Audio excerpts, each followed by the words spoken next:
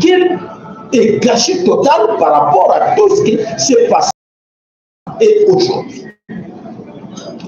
Alors, honte, ridicule à qui? Honte na nani? Ezali mawa, son mawa, ridicule, ben intellectuel. Ba oyo batangaki bakenaki kelasi ne batangaki bakenaki kelasi n'importe quoi vers les années 40, 50, même 70, mais beaucoup plus 60.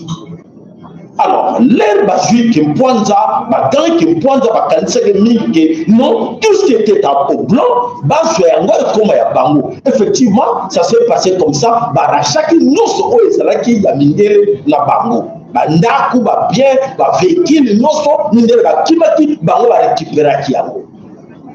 Ba récupérer tout, voire même l'administration, l'armée, fonction publique, noso ba récupéraki.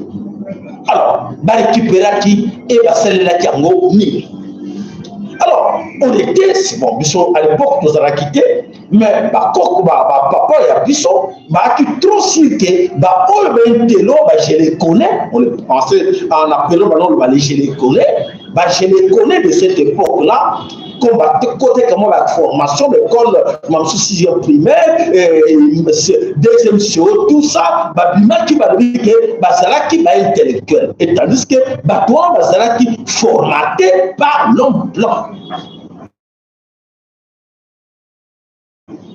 L'homme blanc nous a pigé dans l'indépendance à l'époque. Et tous ces intellectuels, parce que là je parle des intellectuels congolais, oh bah ça